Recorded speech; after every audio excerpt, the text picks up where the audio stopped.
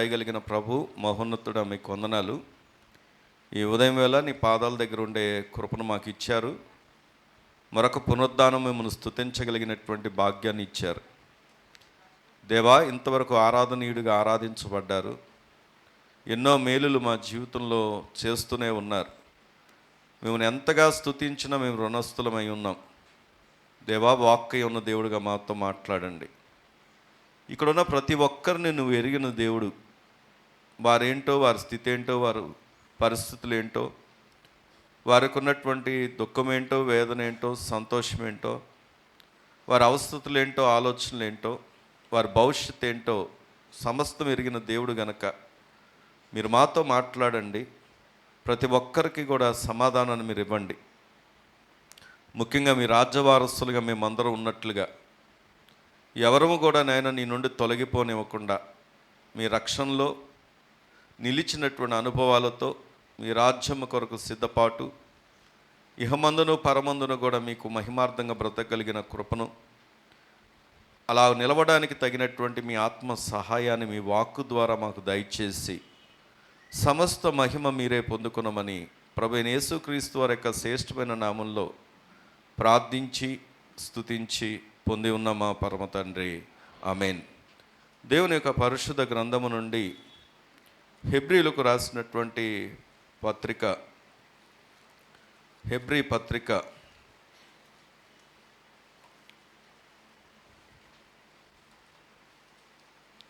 4వ అధ్యాయం, హెబ్రీ పత్రిక 4వ అధ్యాయము, పేజ్ నంబర్ 202,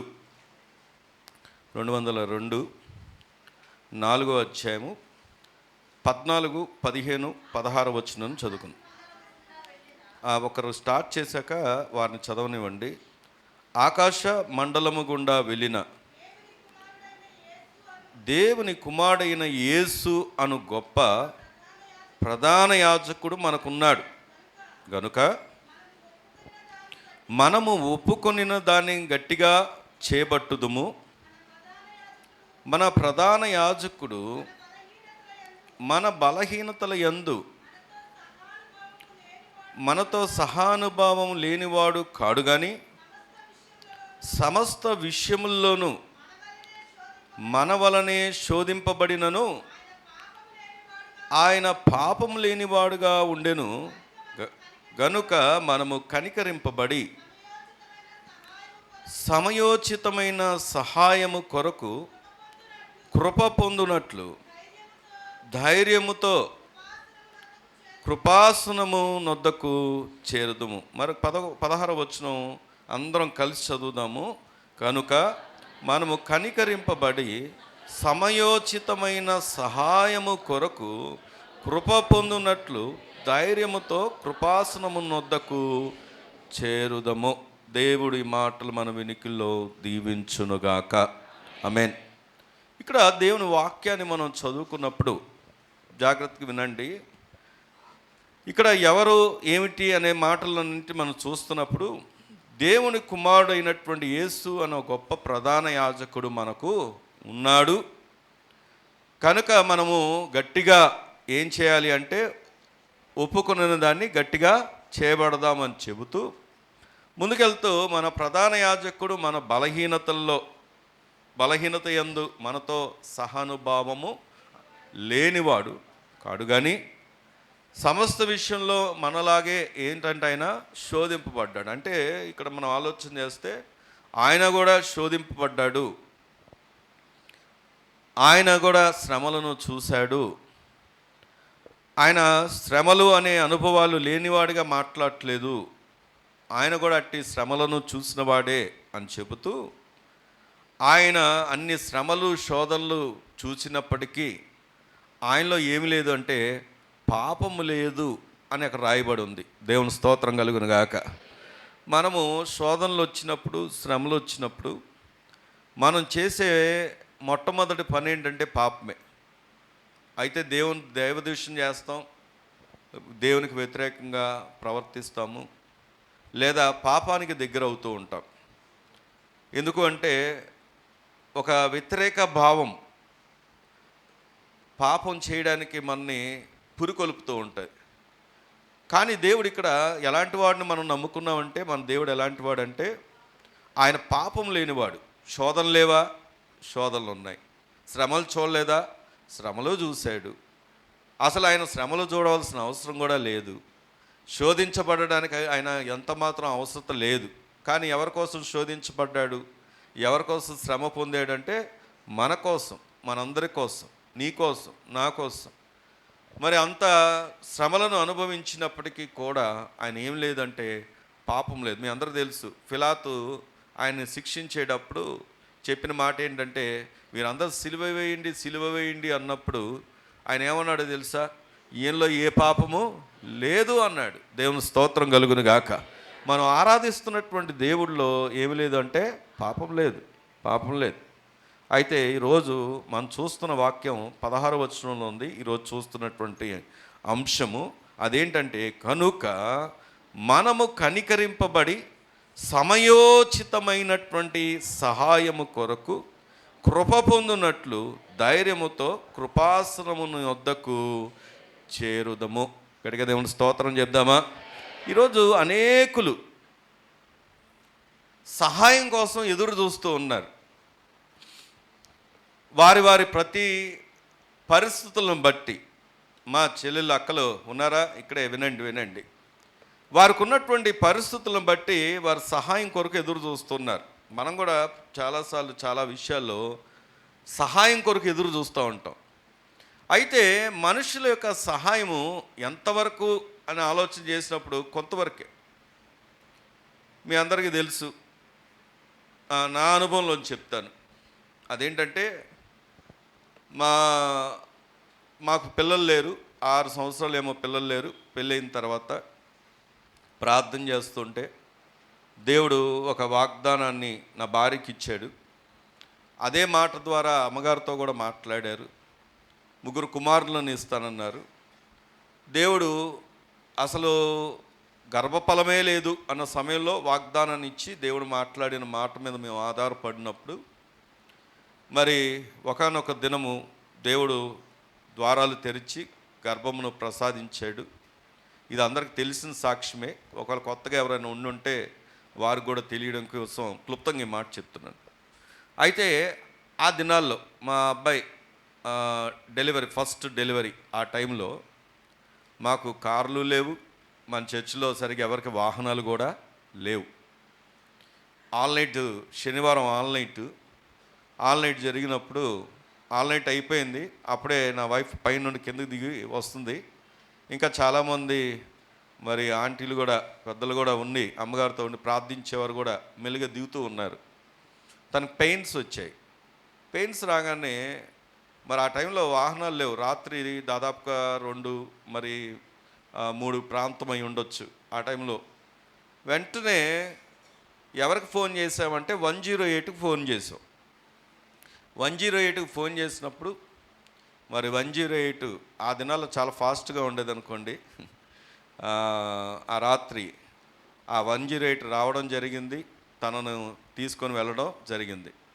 అయితే ఈ విషయం ఎందుకు చెప్తున్నాను అంటే, 108కి ఫోన్ చేసినప్పుడు వినాలి, వారు అడిగే ప్రశ్నలు ఏంటి అంటే, మీరు ఎక్కడ, ఏ ప్లేసు, ఏ ప్రాంతంలో చేస్తున్నారు, ఏంటి సమస్య ఏంటి అని అడుగుతారు సహజంగా. కానీ ఇలా అడగరు.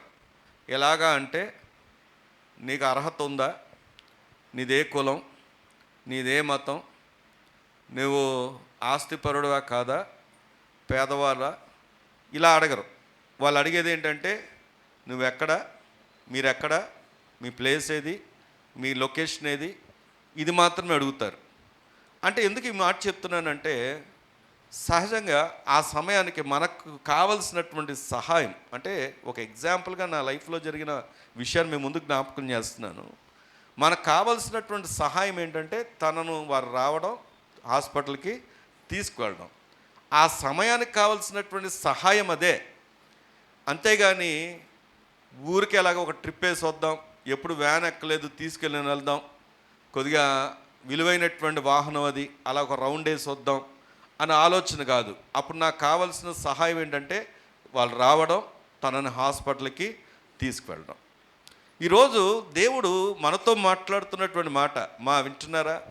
మనతో మాట్లాడుతున్న మాట ఏంటంటే, నువ్వు చాలాసార్లు చాలా విషయాల్లో దేవుని సహాయం అడుగుతావు, కానీ దేవుడు ఇచ్చేటటువంటి సహాయం ఎలాంటి సహాయం అంటే అది సమయోచితమైనటువంటి సహాయం. అది దేవుని స్తోత్రం కలుగును గాక.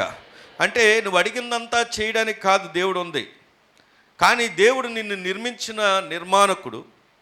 100వ కీర్తనలో ఒక చక్కని మాట ఉంటుంది. ఈ మూలవాక్యాన్ని ఇలా ఉంచి 100వ కీర్తనలో కనుక మనం వెళ్ళినట్టయితే సామ్స్ 100 కీర్తనలు 100 అక్కడ మనకేమని రాయబడి ఉంటుందంటే చూడండి, ఆయన అంటాడు 3వ వచనం, యెహోవాయే దేవుడని తెలుసుకొనుడి, ఆయనే మనలను పుట్టించను, మనము ఆయన వారము, మనము ఆయన ప్రజలము, ఆయన మేపు గొర్రెలు. గట్టిగా దేవుని స్తోత్రం చెప్దామా?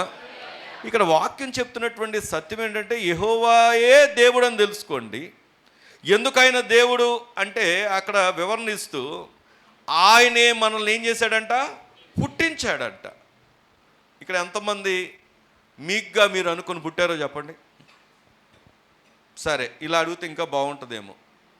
మీకు పుట్టబోయే బిడ్డలు కరెక్ట్గా ఒక డై వేసినట్టుగా నాకు ఇలాగే కావాలి, ఇంత అందంగా ఉండాలి, ఎర్రగా ఉండాలి, బుర్రగా ఉండాలి, చూడగానే ఫలానా చక్కని ముక్కు ఉండాలి, చెవులు ఉండాలి, కనులు ఉండాలి, నీలి కళ్ళు ఉండాలి, ఏమండి అనుకుంటే అలాగ పుడతారా? ఎందుకని? కారణం ఏంటి అంటే నీ చేతుల్లో లేదు. నీవు అనుకుంటే జరగదు. దేవుడు చాలా స్పష్టంగా చెప్తున్న మాట ఏంటంటే ఆయన దేవుడు అని తెలుసుకోండి, ఆయనే మనలను పుట్టించెను. పుట్టించినటువంటి దేవుడు విడిచిపెట్టలేదు మనని. మనమంటే ఎవరము అంటే ఆయన వారము, ఆయన మేపు గొర్రెలమంట. గట్టిగా దేవుని స్తోత్రం చెప్దామా? దేవుడు ఎంత గొప్ప దేవుడు అంటే మనల్ని పుట్టించడం మాత్రమే కాదు, మన ఆయన ప్రజలుగా చేసుకొని మనను మేపుతాం అంటే ఏంటో తెలుసా? పోషిస్తున్నాడు. ఆమేన్. నిజంగా ఆయన పోషించకపోతే మనం అనుకోవచ్చు, ఏముందండి నెల శాలరీ వచ్చింది, వెళ్ళాను, షాప్కి వెళ్ళాను, బియ్యం తీసుకున్నాను, వెచ్చాలు తీసుకున్నాను అనుకుంటావేమో. కానీ ఒక కరువు వస్తే అవి దొరకకపోతే అంతెందుకు, మొన్న పెట్రోల్ డీజిల్ బంద్ అయిపోతే బంకుల దగ్గర ఎలా ఉన్నాం, జస్ట్ అలాంటి ఇన్సిడెంట్ జరిగితే నీ ప్లేట్లోకి వచ్చే ఆహారం కూడా నువ్వు ఎంత డబ్బులు పెట్టినా కొనలేవు. కానీ దేవుడు యొక్క మహాకృప ఏంటంటే మన కొరకు సమస్తాన్ని సమకూర్చి రైతులను ఏర్పరచు. నష్టాలు వచ్చిన కొంతమంది రైతులు ఎందుకు పంటలు వేస్తున్నారంటే దేవుని ప్రణాళికే అది. అలాంటి మనసు అందరికీ లేదు, కానీ దేవుడు కొంతమందిని ఏర్పరచుకున్నాడు. అలాగ మనకు ఆహారం రావడానికి, మనం పోషించబడ్డానికి తగిన సమయంలో తగిన సమకూర్పునిచ్చి దేవుడు ఏం చేస్తున్నాడంటే మనని పోషిస్తున్నాడు. అంత గొప్ప దేవుడు మనకు ఉన్నందుకు దేవాతి దేవునికి నిజంగా రుణస్థలమే. దేవునికి స్తోత్రం కలుగును గాక. సరే, ఇక్కడ వాక్యం దగ్గరికి వచ్చి ఆలోచన చేస్తే ఇక్కడ దేవుడిచ్చే సహాయం ఎలాంటిదంటే సమయోచితమైనటువంటి సహాయం. ఇక్కడ కొన్ని మాటలు అర్థాలు చూసుకొని మరి మూలవాక్యంలోకి వెళ్ళిపోదాము. అక్కడ మనం గమనించితే చూడండి ఏమని రాయబడి ఉంది అంటే, కనుక మనము కనికరింపబడి సమయోచితమైనటువంటి సహాయము కొరకు కృప పొందునట్లు ధైర్యముతో కృపాసనం నొద్దకు చేరదము. ఈరోజు మనం చూస్తున్నటువంటి అంశం ఏంటో తెలుసా? సమయోచితమైన సహాయం ఎక్కడ దొరుకుద్ది? దేవుని కృపాసనం దగ్గర. కాబట్టి దేవుని కృపాసనం దగ్గర దొరికే సమయోచితమైన సహాయం. నీ పక్కన చెప్పండి అన్నమాట. ఏంటి ఈరోజు మన అంశం ఏంటి? దేవుడు మనతో మాట్లాడుతున్న అంశం ఏంటి? దేవుని కృపాసనం దగ్గర దొరికే సహాయం. ఏ సహాయం అది?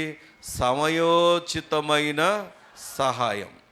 మళ్ళీ చెప్తున్నాను, ఇక్కడ ఆ మాటలు మనకు ఆ భాషలో మూలవాక్యంలో ఉన్న అర్థాలు తెలుసుకొని దాన్ని ఎలాంటి సహాయాలు చేస్తాడో ముందుకెళ్ళి నేర్చుకుందాం. మొదట ఇక్కడ కృపాసనం అని రాయబడి ఉంది. కృపాసనం అని ఆలోచన చేసినప్పుడు దాంట్లో రెండు మాటలు మిళితమై ఉన్నాయి. అమ్మా ఏంటా రెండు మాటలు? కృప, ఆసనం. ఆసనం అంటే కూర్చునేటటువంటి చైర్ లేకపోతే సింహాసనం. ఇప్పుడు దేవుడు కూర్చున్నటువంటి ఆసనం ఏంటో తెలుసా? కృపతో నిండినటువంటి ఆసనం. అది దేవుని స్తోత్రం కలుగును గాక. ఇక్కడ మనం ఆలోచన చేస్తే పాత నిబంధనలో, అన్నలు తమ్ముళ్ళు వినండి, పాత నిబంధనలో ఒక యాజకుడు ఉండేవాడు, ప్రధాన యాజకుడు. దేవుని మందస్సము దగ్గరికి సంవత్సరానికి ఒకసారి వెళ్ళేవారు దేవాలయం లోపలికి. ఆ మందస్సం దగ్గరికి వెళ్ళాలంటే ఆ యాజకుడు పరిశుద్ధంగా ఉండాలి. సంవత్సరానికి ఒకసారి వెళ్ళేవాడు. వెళ్ళేటటువంటి ఆ వ్యక్తి కనుక పరిశుద్ధంగా లేకపోయినా, దేవునికి అయిష్టంగా ఉన్నా, దేవుడు కోరుకున్నట్లుగా లేకపోయినా ఏం జరిగేదంటే అక్కడికక్కడే చనిపోయేవాడు. అందుకని ఈ యాజకుడిని లోపల పంపించేటప్పుడు ఏం చేసేవాళ్ళంటే నడువుకి తాడు కట్టి దానికి ఒక గంట కట్టి పంపించేవారంట. అంటే గంట ఊగుతూ ఉంటే మనిషి బ్రతికే ఉన్నట్లు. అయితే ఒకవేళ దేవుని ఉగ్రతకు కనుక లోనై ఆ వ్యక్తి అక్కడే చచ్చిపోతే ఇక ఆ శబ్దం రావట్లేదు కనుక ఏం చేసేవారంటే తాడు పట్టుకొని బయటికి లాగేసేవారు. ఎందుకు లోపలికి వెళ్ళడానికి అవకాశం లేదు. అంటే మీకు ఈ మాట అర్థం చేసుకోవాలి. అంతకుముందు పాత నిబంధనలు మనం గమనించినప్పుడు దేవుని మందస్సం దగ్గరికి వెళ్ళాలి అన్నా, దేవుని సన్నిధి దగ్గరికి వెళ్ళాలన్నా ఎంతో పరిశుద్ధత అవసరం. మరి అందరికీ సాధ్యమా అంటే వెళ్ళడానికి మళ్ళీ అందరికీ అవకాశం కూడా లేదు. కానీ దేవుడు ఎంత గొప్ప దేవుడు అంటే, నీవు దూరంగా దేవునికి ఉండడం ఇష్టం లేక ఆయన ఏం చేశాడు అంటే ప్రభువైన యేసు క్రీస్తు వారి మూలంగా ఆ ఉన్న దూరానంతటిని తొలగించేసి మనం తండ్రి అబ్బా అని పిలవగలిగినట్లుగా దేవుని మనకు సమీపస్తుడిగా చేసేసాడు ఆయన. దేవుని స్తోత్రం కలుగును గాక. ఈరోజు మనం అందరము కూడా ప్రభు దగ్గరికి వెళ్ళగలిగినటువంటి అవకాశాన్ని కల్పించింది ఎవరు అంటే మన ప్రభువైన యేసుక్రీస్తు వారు. మన మునుపు దూరస్తులం, కానీ మన ఏం చేశాడో తెలుసా? సమీపస్తులుగా చేశాడు. ఇది మనకు అర్థం కావాలంటే మీకు ఒక ఉదాహరణ చెప్తాను. ఒక రాజ్యంలో ఒక రాజు, వినాలి. ఒక రాజ్యంలో ఒక రాజు, కథ చెప్తున్నాను అనుకొని పడుకోకండి, జరిగిన మాటలు మనం అర్థమవ్వడం కోసం ఈ మాట చెప్తున్నాను. రాజు ఇలా ప్రకటన చేశాడంట, ప్రజలకు ఏమైనా కష్టాలు ఉంటే నా దగ్గరికి రండి, వచ్చి నాకు తెలియజేయండి, నేను మీకు సహాయం చేస్తాను అన్నాడంట. ప్రజలు రావడానికి ఇష్టపడ్డారు. రాజుకోట దగ్గరికి వచ్చారు. రాజుకోట దగ్గరికి వచ్చినప్పుడు రాజుకోట దగ్గరికి వచ్చినప్పుడు పెద్ద పెద్ద బల్యాలు పట్టుకున్నటువంటి సైనికులు అక్కడ ఏం చేస్తున్నారు అంటే, ఆ సైనికులు అంటే అక్కడ కనబడుతూ ఉండగా ఈ ప్రజలకు భయం వేసింది. ఎందుకు భయం వేసిందంటే, అమ్మో రాజు దగ్గరికి ఎలా వెళ్తాం ఈ సైనికులు దాటుకొని, మన వల్ల కాదులేని ఎవరూ రావట్లేదంట. ఎవరూ రాకపోయేసరికి రాజు ఏంటి ఎక్కడొచ్చింది సమస్య అని ఆలోచన చేసి, ఎవరు ప్రజలు రావట్లేదు ఏంటి అని ఆలోచన చేసి అప్పుడు తన కుమారుడితో మాట్లాడితే తన కుమారుడు ఒక సలహా ఇచ్చాడు. అదేంటంటే, మన ముందున్నటువంటి ద్వారం భటులు ఉన్నారు కదా, వెనకున్నటువంటి ద్వారం నేనుంటానని చెప్పండి, నేనుంటానని ప్రకటన చేయండి, అప్పుడు ప్రజలు వస్తారు అని చెప్పినప్పుడు వెనకనున్నటువంటి ద్వారం దగ్గర ఆ యొక్క కుమారుడు, రాజు యొక్క కుమారుడు నిలబడ్డాడంట. ఇప్పుడు వస్తున్నటువంటి ప్రజల్ని నేరుగా ఎటువంటి షరతులు లేకుండా, ఎవరో ఆపకుండా, ఇక్కడ ఉన్నటువంటి యొక్క రాజు కుమారుడు యువరాజు ఏం చేస్తున్నాడంటే డైరెక్ట్గా ఎక్కడికి తీసుకెళ్ళిపోతున్నాడంటే రాజు దగ్గరికి తీసుకెళ్ళిపోతున్నాడు. ఇప్పుడు ఏ భటుడికి కూడా వల్ల కాదు. ఎందుకు అంటే ఇది తీసుకెళ్తుంది ఎవరు అంటే స్వయాన రాజు యొక్క కుమారుడే. దేవుని స్తోత్రం కలుగును గాక. ఈరోజు ఇదే మాట మన దాకా తీసుకొని వస్తే తండ్రి దగ్గరికి నేరుగా మనం వెళ్ళలేం. వేలుపులలో ఆయన వంటివాడు లేడు అని వాక్యం సెలవిస్తుంది. యెషయా ఆయన పరిశుద్ధతను చూసినప్పుడు ఆయన సాగిల పడిపోయి, అయ్యో నేను అపవిత్రమైనటువంటి పెదవులు గలవాడిని అన్నాడు. దేవదూతలు సైతం ఆయన మహిమను చూడలేక తన కనులను కప్పుకున్న అంత పరిశుద్ధత కలిగినటువంటి దేవుడు ఆయన. ఉన్నారా ఇక్కడే? మనము మన క్రియల ద్వారా, మన ప్రవర్తన ద్వారా, మన నడవడిక ద్వారా మనం ఎక్కడ చూసినా కూడా దేవుని దగ్గరికి వెళ్ళడానికి అర్హులము కానే కాదు. కానీ అర్హత ఎలా సంపాదించుకున్నాము అంటే మనను బట్టి కాదు, మన కొరకు ప్రభువైన యేసుక్రీస్తు వారు తన ప్రియ కుమారుణ్ణి సిలువకు అప్పగించి బలి చేసి ఆ యొక్క ప్రాణమును పెట్టి మనందరి మీద ఉన్నటువంటి పాపమును శిక్షను తొలగించి ఇప్పుడు ఆ కుమారుడు ద్వారా ఆయన ప్రథముడుగా ఆయన ముందుకు ప్రభు దగ్గర తండ్రి దగ్గరికి వెళ్ళాడు. ఆయన ద్వారా మనం నిరంతరం కూడా ఆయన దగ్గరకు వెళ్ళగలిగినటువంటి గొప్ప భాగ్యాన్ని ప్రభు అయిన యేసుక్రీస్తు వారి ద్వారా దేవుడు మనకు అనుగ్రహించాడు. దేవుని స్తోత్రం కలుగును గాక. ఇప్పుడు మనం వెళ్ళడానికి మనకున్న ఆధారం ఎవరో తెలుసా? మన ప్రభువే. అందుకే కృపాసనము దగ్గరికి, ఏదైతే దేవుడు సన్నిధికి దూరంగా ఉన్నటువంటి స్థితి నుండి ఈ ధైర్యంగా దేవుని దగ్గరికి రాగలిగినటువంటి కృపను దేవుడు మనందరికీ ఇచ్చాడు. మీకు విషయం చెప్పనా? ఒకవేళ ఈ రోజుకి కూడా మీరు ప్రభు దగ్గరికి రాలేకపోతున్నారంటే మీకు ఇచ్చినటువంటి దేవుడు ఇచ్చినటువంటి ఆధిక్యతను ఇంకా ఎరగలేదనే అర్థం. ఇంకా మీరు ఇచ్చినటువంటి మీరు పొందుకున్నటువంటి అధికారాన్ని గుర్తించలేదని అర్థం. ఇంకా మీరు ప్రభు దగ్గర రాలేకపోతున్నారంటే, ఇగో ఇక్కడ ఉన్నటువంటి చాలామంది యవనస్తులు తమ హృదయాలు ప్రభువుకి ఇవ్వలేదు. ఇక్కడ ఉన్నటువంటి యవనస్తురాలు ఎందుకో తెలుసా? లోకాన్ని ప్రేమిస్తూ ఉన్నారు. కానీ ఒక మాట చెప్పనా, మీరు లోకాన్ని ప్రేమించి లోకమును సంపాదించుకోవచ్చునేమో, కానీ దేవుని రాజ్యమునకు దేవుని దగ్గరికి వెళ్ళడానికి ఉన్నటువంటి ఏ అధికారం అయితే ఉందో అది కేవలము ప్రభువైన యేసు క్రీస్తు వారి ద్వారానే కలుగుతుంది. ఎవరైతే తమ యవన కాలం ముందు రక్షించబడి తమ హృదయాలు దేవునికి అర్పించుకుంటారో వారు ఏ క్షణానైనా ప్రభు దగ్గరికి వెళ్ళగలిగినటువంటి గొప్ప భాగ్యాన్ని దేవుడు మనందరికి ఇచ్చాడు. దేవుని స్తోత్రం కలుగును గాక. కాబట్టి కృపాసనము అనే మాట దగ్గరికి వచ్చి ఆలోచన చేసినప్పుడు దూరంగా ఉన్నటువంటి ఆ యొక్క ఆసనాన్ని దేవుడు ఏం చేశాడు చెప్పండి? మనకు దగ్గరగా చేశాడు. తర్వాత అక్కడ రాయబడిన మాట, ఇంకొక మాట కూడా మనం చూస్తే ఏమనుందో తెలుసా? ధైర్యముతో అన్న మాట రాయబడి ఉంది. చూస్తున్నారా? ఇంతకీ ధైర్యముతో, ఇది గ్రీక్ పదము. మూలవాక్యంలో పరేష్యా అని రాయబడి ఉంది. ఇక్కడ దాని మూలవాక్యంలో ఉన్న భావాన్ని చెప్తాను, నేను ముందుకు వెళ్ళిపోతాను. మూలవాక్యంలో ఉన్న భావం ఏంటంటే, ధైర్యముతో అన్న మాట దగ్గరికి వచ్చినప్పుడు అపరిచితులుగా కాక కుమారులుగా అని అర్థం. గడిగ దేవుని స్తోత్రం చెప్దామా? ఏమండి, ఎవరైనా అపరిచితులు అంటే తెలియని వారు వచ్చారనుకోండి, వాళ్ళు వచ్చే విధానం ఎలాగుంటుంది, ఇంటికి వాళ్ళు వచ్చే విధానం ఎలాగుంటుంది, అదే కుమారులు ఇంటికి వచ్చే విధానం ఎలా ఉంటుందో ఒకసారి ఆలోచన చేయండి. ఎవరు ఎలా వస్తారు? అపరిచితులకి అనగా తెలియని వారికి, ముక్కు మొహం తెలియని వారికి ఎలా వెళ్ళాలో తెలియదు. అప్పుడప్పుడు ఇక్కడికి ఎవరో కొత్త వాళ్ళు వస్తారు. వచ్చినప్పుడు ఇక్కడ మాతమ్మ గారు విజయక్క ఉంటారు, వాళ్ళు చెప్తారు వెనకుంటారండి వెళ్ళండి అని చెప్తారు.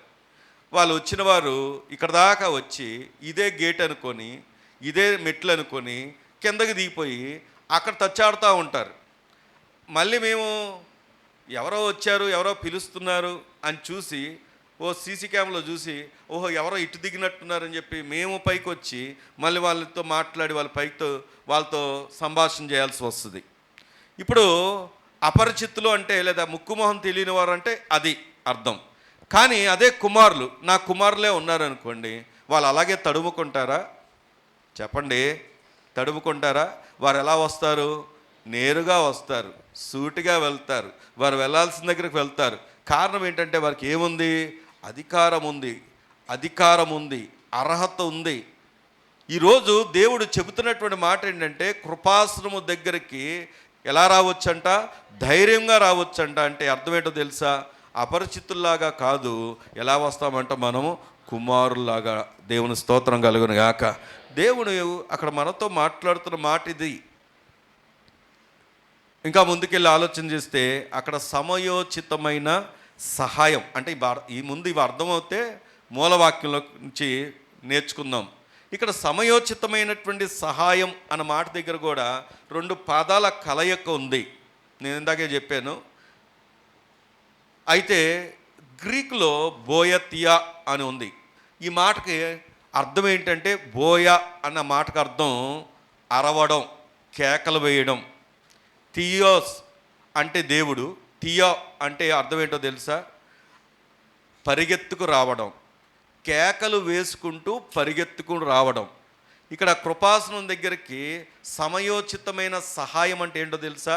నీవు అరుస్తున్నప్పుడు, సహాయం కోసం అర్థిస్తున్నప్పుడు, సహాయం కోసం పరిగెత్తుకుంటూ వస్తున్నప్పుడు నీ దేవుడంట నీకోసం తన సహాయాన్ని అందించడానికి ఆయన ముందుకు రావడాన్ని ఏమంటారు అంటే సమయోచితమైన సహాయం. ఇప్పుడు అన్నీ కలగలుపుకొని మాట్లాడితే చూడండి, దూరంగా ఉన్నటువంటి దేవుని సన్నిధి ఈరోజు నీకు సహాయం చేయడానికి, కుమారులుగా పొందుకునే అధికారాన్ని ఇవ్వడానికి దేవుడు కృపాసనం దగ్గరికి నిన్ను నన్ను పిలుచుకున్నాడు. గట్టిగా దేవుని స్తోత్రం చెప్దామా? అసలు ఎక్కడ వారం అండి మనం? ఎలాంటి వారం అండి మనం? ఏ స్థితిలోంచి పిలువబడ్డామండి మనం? అసలు ప్రభువే లేకపోతే ఏమైపోయేవారు మనం? ఎలాంటి స్థితిలో ఉండవలసిన వారు మనం? అలాంటి మనలను దేవుడు ఏర్పరచుకొని, అలాంటి మనలను దేవుడు రక్షించుకొని, అలాంటి మనలను దేవుడు ఈ దినాన్న ఆయన సహాయము కొరకు, సమయోచితమైనటువంటి సహాయం కొరకు ధైర్యంగా కుమారులుగా రాగలిగినటువంటి గొప్ప కృపను దేవుడు ఇచ్చాడంటే ఈ దేవునికి ఎంత రుణస్థులమై ఉన్నాం. దేవుని స్తోత్రం కలుగును గాక. కాబట్టి ఈరోజు ఈ వాక్యం ద్వారా దేవుడు మరొకసారి మనతో మాట్లాడుతున్న మాట ఏంటంటే, మళ్ళీ చెప్పనా? మీరు చెప్తారా? చెప్పండి. ఈరోజు అంశం ఏంటి? దేవుని కృపాసనము దగ్గర దొరికే సమయోచితమైన సహాయం. నేను కొన్ని సహాయాలు సమయానుకూలంగా చెప్తాను. ఏమేమి సహాయాలు దొరుకుతాయో నేర్చుకుందాం రండి. దేవుని పరిశుద్ధ గ్రంథంలోంచి యోహాను మొదటి పత్రిక, దేవుని సింహాసనము దగ్గర, దేవుని కృపాసనం దగ్గర దొరికేటటువంటి సహాయాలు ఏంటో కొన్ని విషయాలు వినాలి. కొన్ని విషయాలను మనం నేర్చుకుందాం, కొన్ని సహాయాలు మనం నేర్చుకుందాం. మొట్టమొదటిగా యోహాను మొదటి పత్రిక 1వ అధ్యాయం, యోహాను మొదటి పత్రిక 1వ అధ్యాయం 9వ వచనాన్ని చదువుదాం. Page number 221. మన పాపములను మనం ఒప్పుకొనిన ఎడల ఆయన నమ్మదగినవాడు, నీతిమంతుడును గనుక ఆయన మన పాపములను క్షమించి సమస్త దుర్నీతి నుండి మన ఏం చేస్తాడంట? పవిత్రులుగా చేయును. నీ పక్కన ఉన్న వాళ్ళకి మాట చెప్తావా? దేవుని దగ్గర దొరికే సహాయం ఏంటి అంటే మొట్టమొదటగా పాప క్షమాపణ. ఏం చెప్పండి ఏంటది? పాప క్షమాపణ. ఒకవేళ నీకు ధన సహాయం చేసేవారు ఉండొచ్చు ఒకలో. అసలే ఈ నెల అంతా పండగే మనకి. ఎందుకు అంటే మీ అందరూ తెలుసు, నాకు తెలీదు, ఎవరో వచ్చి ప్రార్థన చేయించుకున్నాక తెలిసింది. ఏంటి అంటే కానుకిచ్చి ప్రార్థన చేయించుకున్నారు. నేను చెప్పనులేండి ఏమొచ్చిందో మీ అందరూ తెలుసు. వాళ్ళు దాంట్లోంచి కానుక తీసుకొచ్చి ఇచ్చి ప్రార్థన చేసేదాకా తెలిసింది నాకు, ఓహో ఇలాగా అని. అయితే ఇప్పుడు ఎందుకు ఈ మాట చెప్తున్నానంటే, ఇక ఈ నెలంతా కొద్దిగా పండగలాగా ఉండాలి మీకు. వినండి. మనకు చాలామంది చాలా సహాయాలు చేస్తారు. సహాయాలు చేసిన వాళ్ళు గుర్తుపెట్టుకుంటాం.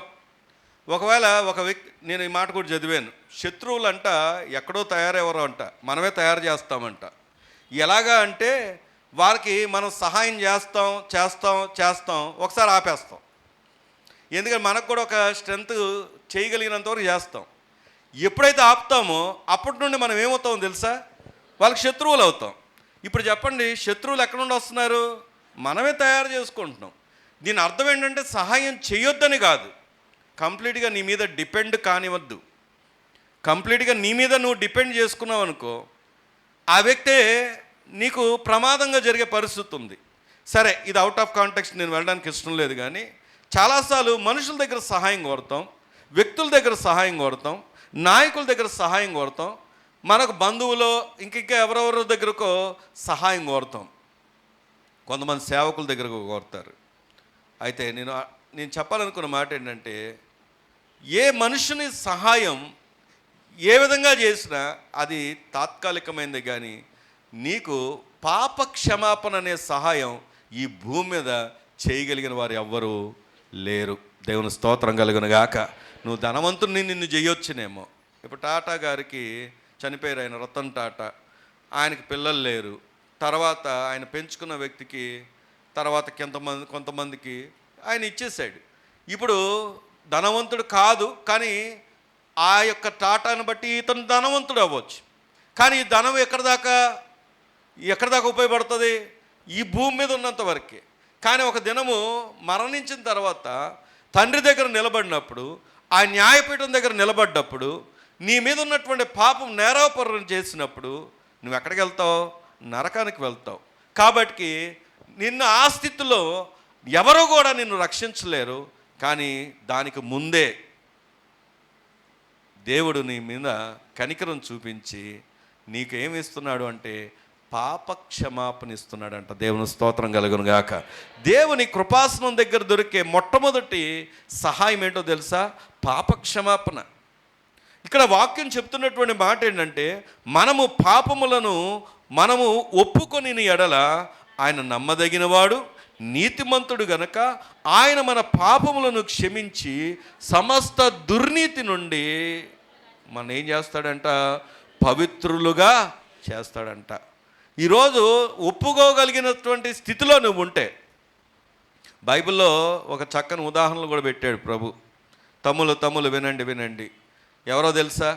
ఒకరేమో సౌలు, మరొకరేమో దావీదు. ఇద్దరూ పాపం చేశారు.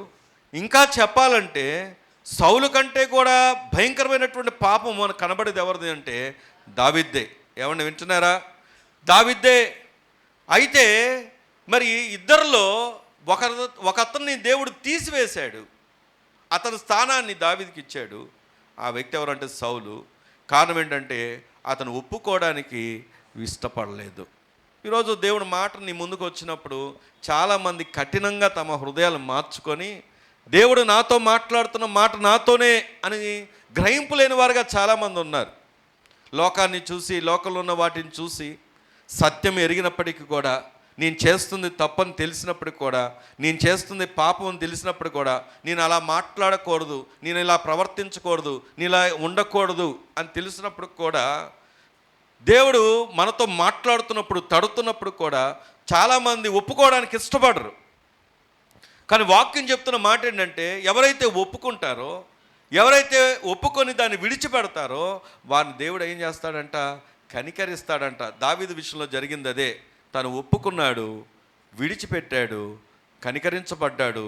దావీదు దేవుని దృష్టిలో ఇష్టానుసారుడిగా మారాడు. దేవుని స్తోత్రం కలుగును గాక. ఈరోజు ప్రభు ఎందుకు మాట చెప్తున్నాడంటే, సమయోచితమైనటువంటి సహాయం దేవుడు ఇస్తాడంటున్న ఆ సహాయం ఈ భూమి మీద ఎవ్వరు ఇవ్వలేంది, ఏ దేవుడు ఇవ్వలేంది, ఆయన మాత్రం ఇవ్వగలిగింది. ఏంటో తెలుసా? పాప క్షమాపణ. దేవుని స్తోత్రం కలుగును గాక. ఈరోజు ఆయన ఎంత కృపను చూపిస్తాడో తెలుసా? నువ్వు ఒక్కసారి ప్రభు దగ్గర ఒప్పుకొని విడిచిపెడితే ఆయన చూపించే కృప ఎలాగుంటుంది అంటే, చూడండి యెషయా గ్రంథం, దానికి ముందు ఈ మాట కూడా చూద్దాం. మీకా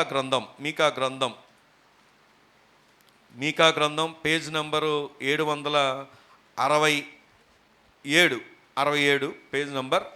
మీకా గ్రంథం 7వ అధ్యాయము 19వ వచనాన్ని కనుక మనం చూసినట్లయితే, మీకా గ్రంథం 7వ అధ్యాయం 19వ వచనం, ఆయన మరలా మన యందు జాలిపడును, మన దోషములను అణిచివేయును, వారి పాపములన్నిటినీ సముద్రపు అగాధములో నువ్వు పడవేతు. గట్టిగా దేవుని స్తోత్రం చెప్దామా? నీ పక్కన చెప్పండి, దేవుడు నీ పాపం అంతటిని ఎక్కడ పడేస్తాడంట? చెప్పాలి, ఎక్కడ పడేస్తాడైనా? ఏమండి, ఎంత గొప్ప ప్రేమ అండి దేవునికి. నువ్వు కనుక ఆయన దగ్గరకు వచ్చి ఒప్పుకుంటే, ఇక్కడ పడిపోను, నేను ఎప్పుడు కూడా నమ్మకంగా ఉన్నాను అని చెప్పగలిగిన వారు ఎవరు లేరు. కానీ నీ స్థితిలో ఇప్పటికైనా నువ్వు కనువిప్పు కలుకొని నువ్వు దేవుని దగ్గర పశ్చాత్తాపడి ఆయన దగ్గర నువ్వు ఒప్పుకుంటే, ఆయన నీ మీద ఏం పడతాడంట? మరలా జాలి పడతాడు. అంటే అర్థం ఏంటి అక్కడ? మరలా అన్న మాట ఎందుకు ఉపయోగించాడు? ఆయన ఎప్పటికప్పుడు జాలి పడుతున్నాడు కనుకే మనం ఇక్కడ ఉన్నాం. కానీ ఈరోజు దేవుడు మరొక అవకాశాన్ని ఇచ్చి ఆయన చెబుతున్నటువంటి మాట ఏంటంటే, నీవు ఒప్పుకుంటే ఆయన మరలా నీ మీద జాలి పడతాడు. నీ పాపాలన్నీ తీసుకెళ్ళి ఎక్కడేస్తాడంట? సముద్రపు. ఏమండి, ఒకవేళ భూమి మీద ఎక్కడైనా వేసాడు అనుకోండి, కనబడతాయి కనబడవా? ఉదాహరణకు ఆలోచన చేస్తే. కానీ ఎక్కడేస్తాడంట? ఈనాటికి సముద్రం గర్భంలో ఉన్న అన్ని విషయాలు మనకు తెలియదు. అదేదో బెర్ముడా ట్రయాంగిల్ అంటారు, అక్కడికి వచ్చాకే షిప్పులు మునిగిపోతున్నాయి అంటారు, ఆ పైన ఏదో విమానాలు కూలిపోతూ ఉంటాయి అంటారు. అది ఎందుకు జరుగుతుందో ఇప్పటికి తెలియదు. రీసెర్చ్లు చేస్తూ ఉంటారు. అంతెందుకు ఎప్పుడో టైటానిక్ షిప్ అన్నారు, అది ఎక్కడో మునిగిపోయిందన్నారు, ఇప్పటికి దాన్ని బయటికి తీయలేదు. అంటే ఎంత టెక్నాలజీ పెరిగినా, ఎంత సామర్థ్యం పెరిగినా ఆ యొక్క అగాధములోకి వెళ్ళి చూడగలిగినటువంటి సత్తా ఎవరికి లేదు. కానీ దేవుడు ఎక్కడ విసిరేస్తాడంట? నీ పాపములన్నిటిని తీసుకెళ్ళి ఎక్కడ పడేస్తాడంట? సముద్రపు అగాధములు. అంతగా నీ మీద జాలి పడుతున్నాడు. దేవుని స్తోత్రం చెప్దామా? ఈరోజు సమయోచితమైనటువంటి సహాయం దగ్గరకు నువ్వు పరిగెత్తుకుని వస్తే ఆ దేవుడు ఇచ్చేటటువంటి గొప్ప ధన్యత ఏంటంటే నీ విషయంలో పాప క్షమాపణ చేస్తాడాయన. దేవుని స్తోత్రం కలుగును గాక. యెషయా గ్రంథం త్వరగా యెషయా గ్రంథం 1వ అధ్యాయం యెషయా గ్రంథం 1వ అధ్యాయం 18వ వచనాన్ని కనుక మనం చదువుకున్నట్లయితే, యెహోవా ఈ మాట సెలవిచ్చుచున్నాడు, రండి మన వివాదము తీర్చుకొందుము, మీ పాపములు రక్తం వలె ఎర్రవైనను అవి హిమము వలె తెల్లబడును, కెంపు వలె ఎర్రవైనను అవి గొర్రెబొచ్చు వలె. గట్టిగా దేవుని స్తోత్రం చెప్దామా? దేవుడు ఏమంటున్నాడు తెలుసా? మన మధ్యలో వివాదం ఉంది. ఏం వివాదం? ఆయనేమో పరిశుద్ధుడు, మనమేమో అపవిత్రులం. ఆయనలో పాపం లేదు, మనలో ఏముంది? పాపం. కానీ విడిచిపెట్టాడా? ఏమంటున్నాడు తెలుసా? వద్దు, రండి, నా దగ్గరికి రండి, మన మధ్య ఉన్నటువంటి వివాదమును తీసివేసుకుందాం. ఏం చేద్దాము అంటే, నేను ఏం చేస్తానో తెలుసా? నీ పాపములు ఎలాగున్నా, నీ పాపము రక్తం వలె ఉన్నా, అవి ఎర్రగా ఉన్నా, ఈ దినం మొదలుకొని నువ్వు ఒప్పుకొని విడిచిపెడితే నేనేం చేస్తాను అంటే దాన్ని తెల్లగా మారుస్తానంటున్నాడు. గట్టిగా దేవుని స్తోత్రం చెబుదామా? ఈరోజు దేవుని దగ్గర దొరికే సమయోచితమైన సహాయం ఏంటో తెలుసా? పాప క్షమాపణ. ఒక తండ్రి మీద విభేదించి ఒక కుమారుడంట గొడవ పడి వెళ్ళిపోయాడంట. వెళ్ళిపోయి చాలా కాలం, ఎందుకంటే తండ్రిని విడిచిన, నేను ఒకసారి ఒక దైవజనుడు ఒక మిషనరీ స్టోరీ చదివినప్పుడు కూడా ఆ వ్యక్తి పేరు మర్చిపోయాను. అతను కూడా తండ్రితో విభేదించి వెళ్ళిన ప్రతి స్థలంలో కూడా అన్నీ అపజేయాలే. ఎందుకంటే దేవుడిచ్చినటువంటి ఆ తండ్రిని తల్లిదండ్రులు విడిచి ఎదిరించి వెళ్ళిపోయి ఏం పొందుకున్నాడంటే నష్టం పొందుకున్నాడు. తర్వాత మళ్ళీ తెలుసుకొని మళ్ళీ అతను ఒక గొప్ప మిషనరీగా మారాడు. సరే, అతని గురించి ఆలోచన చేస్తే ఇక్కడ ఒక తండ్రిని విభేదించి ఒక కుమారుడు వెళ్ళిపోయాడంట. చాలా ఆస్తి అంతస్తులు అన్నిటి పోగొట్టుకుని ఏమి లేకుండా నిరాశ్రయుడిగా మిగిలిపోయినప్పుడు మళ్ళీ తండ్రి గుర్తొచ్చాడు, ఇల్లు గుర్తొచ్చింది. తండ్రి దగ్గరికి వెళ్ళడానికి మొహం చెల్లలేదు. అప్పుడు ఏం చేశాడంట అంటే ఒక ఉత్తరం రాశాడంట. ఓ అక్కలారా వినండి, ఒక ఉత్తరం రాశాడంట.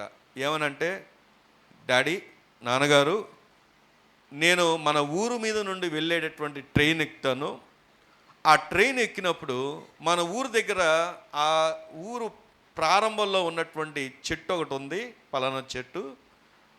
ఒకవేళ మీరు నన్ను క్షమించారు అయితే ఆ చెట్టుకి ఒక తెల్లని క్లాత్ కట్టండి.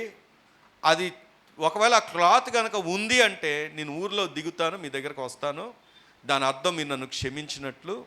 ఒకవేళ కనుక మీరు ఆ క్లాత్ కట్టలేదంటే ఇక జీవితంలో మీకు కనపడను అని ఒక ఉత్తరం రాశాడంట. వెళ్ళింది. ఒకరోజు ఆయన చెప్పినట్లుగానే ట్రైన్ ఎక్కాడు. ఆ ఊరు సమీపంగా వస్తున్నప్పుడు ఆ తండ్రి ఆ తెల్లని వస్త్రం కట్టాడా లేదా అని చూస్తే ఆ చెట్టు నిండా తెల్లని వస్త్రాలే ఉన్నాయంట. దేవుని స్తోత్రం చెప్దామా? అంటే తండ్రి ఏం చెప్పాడు అంటే, నిన్ను క్షమించడం కాదు, నిన్ను ఎంతగానో ప్రేమిస్తున్నాను అని చెప్పడానికి ఆ చెట్టుకి అన్నిటికి కూడా ఏం కట్టాడంట? తెల్లని వస్త్రాలు. ఈరోజు ప్రభు చెప్తున్న మాట కూడా అదే.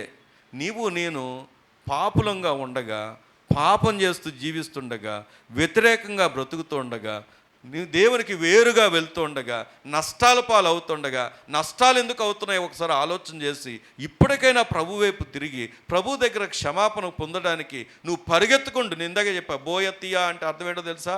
పరిగెత్తుకుంటూ రావడం, అరుస్తూ కేకలు వేస్తూ సహాయం కొరకు పరిగెత్తుకు రావడం. ఆ పరిగెత్తే స్థానంలో నీవు ఉంటే దేవుడు నీకు ఇచ్చేటటువంటి సహాయం ఏంటో తెలుసా? సమయోచితమైన సహాయం. ఎక్కడ దొరుకుద్ది అంటే ఆయన కృపాసనం దగ్గర. ఏం దొరుకుద్ది అంటే సమయోచితమైన సహాయం. అందులో మొదటిగా పాప క్షమాపణ. దేవుడు నిన్ను క్షమిస్తాడని చెప్పండి పక్కన ఉన్న వాళ్ళకి. దేవుడు ఖచ్చితంగా నిన్ను క్షమిస్తాడు. కానీ ఒప్పుకునే స్థానంలో నీవు ఉండాలి, దేవుని దగ్గరకు వచ్చే స్థానంలో నీవు ఉండాలి. రెండవదిగా చూద్దాం రండి, రెండవ సహాయం ఏంటో దేవుని వాక్యం దగ్గరికి వచ్చే ఆలోచన చేద్దాం రండి. దేవుని యొక్క పరిశుద్ధ గ్రంథంలో ఫిలిప్పీలకు రాసినటువంటి పత్రిక, అపోస్తలుడైనటువంటి పౌలు ఫిలిప్పీలకు రాసినటువంటి పత్రిక 4వ అధ్యాయం పేజ్ నంబర్ 180, 4వ అధ్యాయం 6వ వచనం చదువుదాం. దేనిని గురించి చింతపడకుడు కానీ ప్రతి విషయములోనూ ప్రార్థన విజ్ఞాపనముల చేత కృతజ్ఞతాపూర్వకంగా మీ విన్నపములు దేవునికి తెలియజేయడి. అప్పుడు సమస్త జ్ఞానానికి మించిన దేవుని సమాధానం యేసు క్రీస్తు వలన మీ హృదయములకును మీ తలంపులకును కావలి ఉండును. దేవుని వాక్యం చాలా స్పష్టంగా చెప్తున్నటువంటి మాట ఈరోజు వినండి. అదేంటో తెలుసా?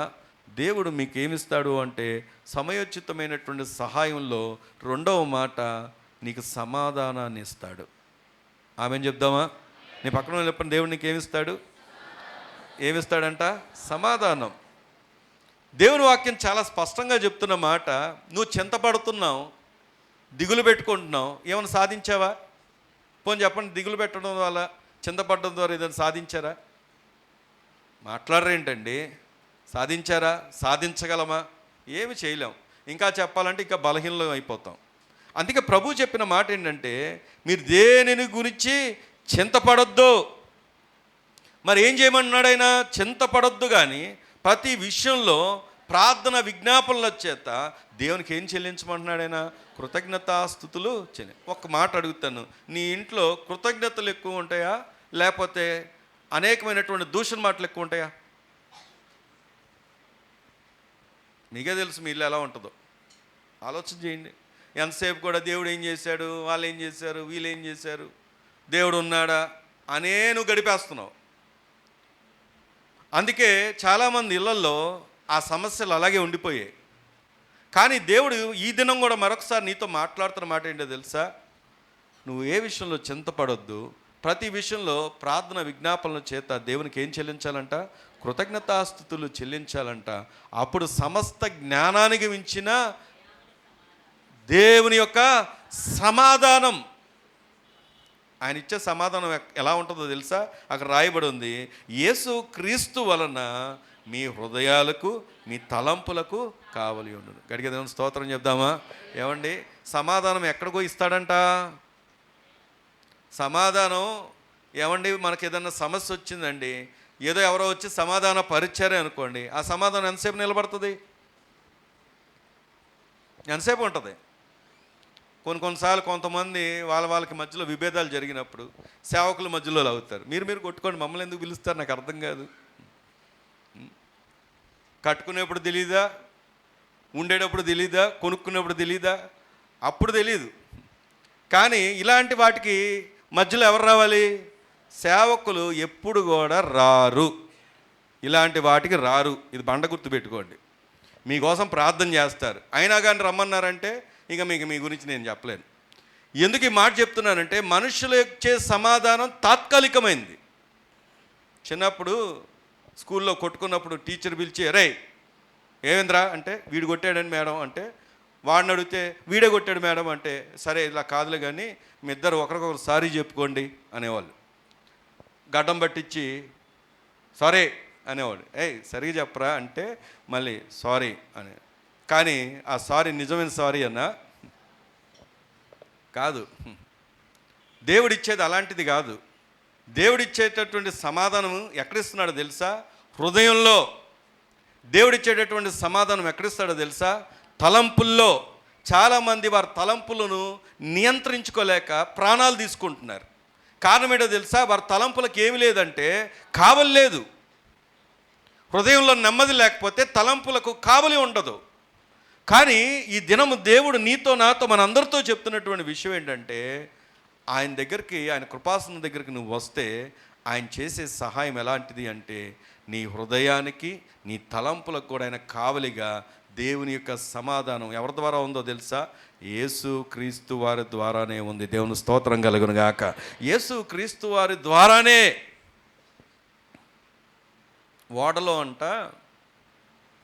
ఓడలో మీరు ఓడ షేప్ ఎలా ఉంటుందండి? నీటిలో వెళ్ళే ఓడ షేప్ ఎలా ఉంటుంది? ఎలా ఉంటుంది? ఇలా ఉంటుంది, అవునా?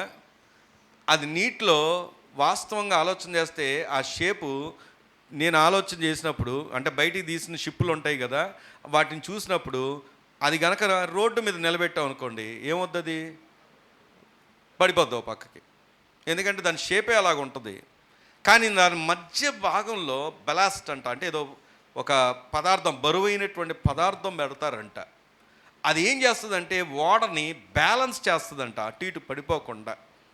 దాని షేప్, డిజైను, తర్వాత దాని మధ్యలో ఉన్నటువంటి బరువు దాన్ని ఏం చేస్తుందంటే పడిపోనివ్వకుండా చేస్తుంది. ఇక్కడ ఎందుకు ఈ మాటను జ్ఞాపకం చేసుకుంటున్నామంటే, నీ హృదయాన్ని, నీ తలంపులను కూడా దేవుడు అలాగా సమాధానపరుస్తాడు. దేవుని స్తోత్రం కలుగును గాక.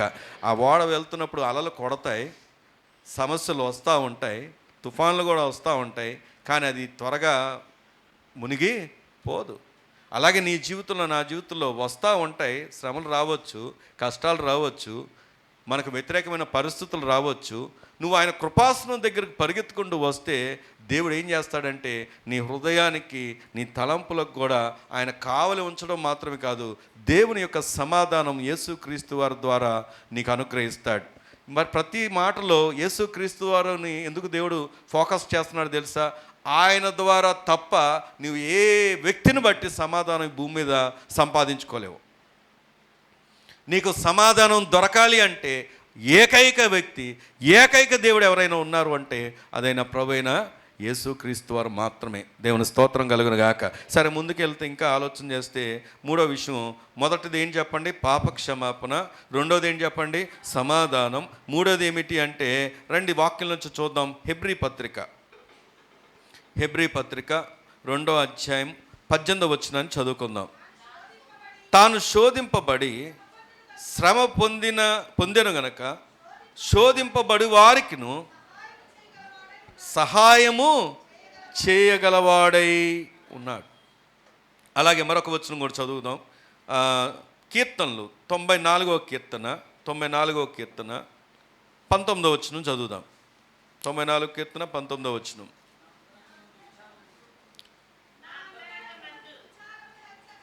నా అంతరంగమందు విచారము హెచ్చగా, చెప్పండి ఏముందంట? నీ గొప్ప ఆదరణ నా ప్రాణమునకు నెమ్మది కలుగజేయుచున్నది. గట్టిగా దేవుని స్తోత్రం చెప్దామా? ఇక్కడ దేవుని వాక్యం దగ్గరకు వచ్చి ఆలోచన చేస్తే, ఎవరైతే ఆయన కృపాసనం దగ్గరకు పరిగెత్తుకుంటూ వస్తారో ఆయన ఇచ్చేటటువంటి సమయోచితమైనటువంటి సహాయంలో మరొక మాట ఏంటంటే ఆదరణ. మీ పక్కన వాళ్ళు చెప్పండి, అది ఏంటంట? ఏమిస్తాడంట? ఎలాంటి ఆదరణ అంట? అక్కడ రాయబడిన మాట ఎలాంటి ఆదరణ అంట? గొప్ప ఆదరణ. నేను ముందు హెబ్రీ పత్రిక ఎందుకు చదివించానంటే, ఆయన శోధింపబడలేదా? ఆయన శ్రమలు చూడలేదా? ఆయనకి శ్రమల గురించి తెలీదా? వాటన్నిటినీ చూసిన వాడు ఆయన. అలాంటి దేవుడు ఎందుకు చూసాడో తెలుసా? నీకు నెమ్మదినివ్వడానికి, నీకు ఆదరణ ఇవ్వడానికి. అక్కడ చాలా ఎంతో చక్కగా ఉందండి మాట. ఏమంటే నేను రాయబడిందంటే, నా అంతరంగమందు విచారములు హెచ్చగా. విచారం ఎక్కడ ఉంటుందండి? ఎక్కడ ఉంటుంది?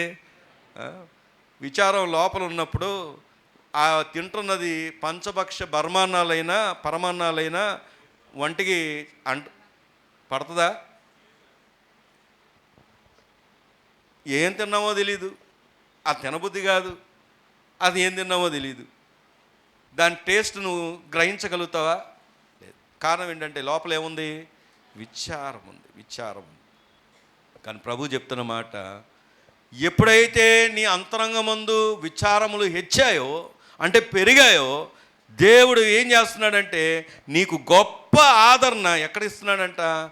ప్రాణానికి నెమ్మది కలగజేస్తున్నాడంట. దేవుని స్తోత్రం కలుగును గాక. ఈరోజు మనం ఇంకా క్షేమంగా ఉన్నాం. లోకంలో ఉన్న వారికి శ్రమలు ఉన్నాయి, మనకు ఉన్నాయి శ్రమలు. లోకంలో వారికి ఏం లేదని చెప్పడానికి లేదు. ఇంకా చెప్పాలంటే వారికి ఏం చేయాలో తెలియదు, ఎలా వెళ్ళాలో తెలియదు, ఎలా ఫేస్ చేయాలో తెలియదు, ఏ విధంగా వారు దాన్ని ఎదుర్కోవాలో తెలియదు. అందుకే చాలామంది నేటి దినాల్లో కుటుంబాలు పతనమైపోతున్నారు, నష్టపోతున్నారు, ప్రాణాలు తీసుకుంటున్నారు. అలాంటి పరిస్థితుల్లో ఉండగా అలాంటి శ్రమలే నీకు కలిగిన నీకు నాకు ఉన్నటువంటి దేవుని కృప ఏంటంటే గొప్ప ఆదరణ దేవుడు నీకు నాకు ఇచ్చాడు. దేవుని స్తోత్రం కలుగును గాక. ఈ ఆదరణ మన ఏం చేస్తుందంటే మనం బ్రతికిస్తోంది, నెమ్మదినిస్తోంది. ప్రియమైన సంగమ, దేవుడి మాట ఈరోజు చెబుతూ ఉన్నాడు. మనకు గమనించాల్సిన విషయం ఏంటంటే, మనందరికీ తెలుసు బైబిల్ గ్రంథంలో శిష్యుల్ని అద్దరికి వెళ్ళమన్నాడు ప్రభు. అద్దరికి వెళ్ళమని చెప్పి ప్రభు వారితో వెళ్ళాడా? వెళ్ళలేదు. ఇప్పుడు మధ్యలోకి వెళ్ళంగానే ఏమొచ్చింది? ఏమొచ్చింది? తుఫాన్ వచ్చింది. తుఫాన్ రాగానే అప్పుడు దాకా ప్రభు శిష్యులమని చెప్పుకున్న వీరు, ప్రభువు చెప్పిన ఆజ్ఞలు విన్నటువంటి వీరు తుఫాన్ రాగానే ఏం చేశారు?